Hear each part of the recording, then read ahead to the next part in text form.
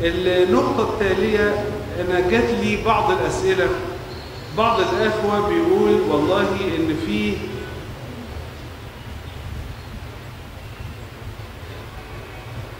هو إحنا بنستخدم مثلا ألفاظ أو تعبيرات شرعية في مواضع ما تستاهلهاش أو ما تستحملهاش أو ما تشيلهاش، فقلنا له إزاي؟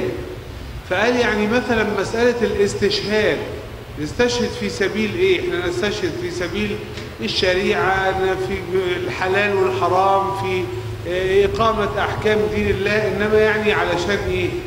وأنا أحب هنا الحقيقة في عجالة علشان ما أخدش وقت طويل إني أذكر لحضراتكم نقاط محددة. الرسول عليه الصلاة والسلام لما هاجر من مكة إلى المدينة، لما وصل للمدينة الزكاة ما كانتش فرضت خالص، الربا ما كانش حرم، الصيام ما كانش فرض، أحكام الشريعة ما كانتش هي الشيء اللي الرسول عليه الصلاة والسلام لسه بيوجه الناس بشأنه بيقول لهم عليه. إنما يلزم أن يوجد الوعاء، الحلة، الإناء اللي هتقدر تحط فيه الشريعة، لأن بعد شهر هينزل حكم كذا، وبعد 3 أشهر هينزل حكم كذا، وبعد سنة هينزل حكم كذا.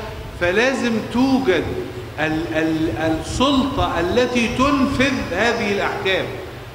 إنما كان حتى ولا الجهاد فرض ولا أي شيء.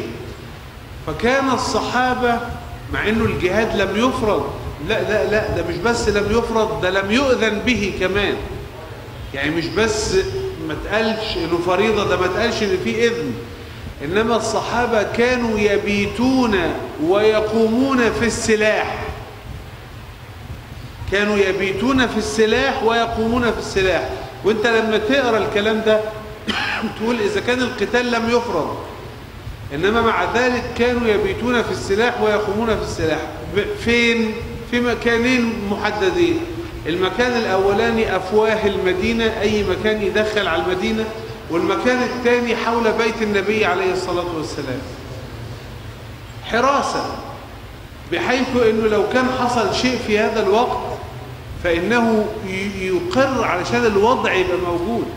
فلما يفضل الوضع الأصلي وضع دولة إسلامية، وضع سلطة، وضع تقوم تقدر تنفذ الأحكام. فاحنا لما بنتكلم دايما بنقول ان المبدأ اللي هو ان يمتلك الناس امرهم وقرارهم عشان يعرفوا ينفذوا الاحكام الشرعية، ده شيء اعلى واجل من كل تفصيلاته. يعني انا استنى ليه لغاية لما تبقى القضية عندي هي الصيام ولا الصلاة ولا الزكاة ولا الخمر ولا طب ما تخلي فيه اصلا القابلية للتطبيق هذا عن طريق انه ما تخليش عدوك هو اللي يملك بلدك، انت تملكها تقوم تعرف تطبق الاحكام الشرعية. واضحة الصورة؟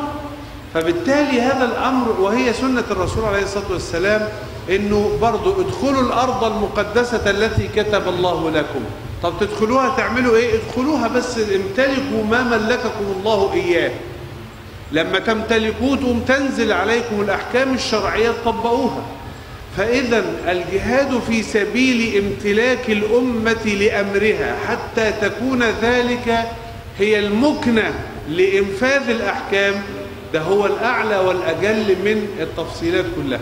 فالأخ الذي أرسل لي رسالة بهذا المفاد الحقيقة أحب جدا أنه هو ينتبه للمعنى ده، وإذا المعنى ده لسه عنده فيه مناقشة أنا بالعكس أحب أناقش هذا المعنى بالذات، لأنه من الأهمية بمكان أن تعلم هذا.